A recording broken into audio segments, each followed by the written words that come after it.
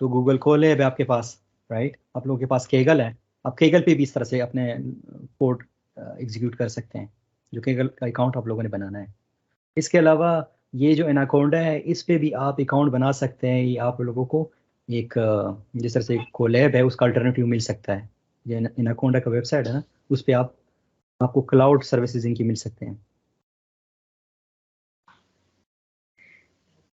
अच्छा, इसके अलावा अगर आप लोग लिट्स से पाइथन सीख रहे हैं तो आपके पास, सॉरी, आपके पास W3 स्कूल है, राइट। W3 स्कूल है तो, sorry,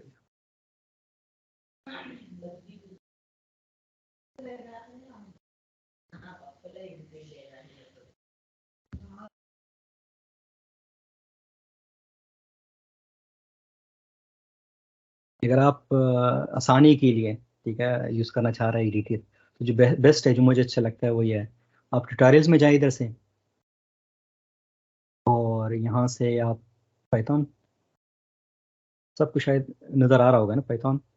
अब आप लोग इधर कोई कोड टेस्ट करना चाह रहे हैं तो आपको ये पहले इंस्ट्रक्शंस भी दे देता है, फिर आप उसको टेस्ट करना चाह रहे हैं, ट्राई इट योरसेल्फ।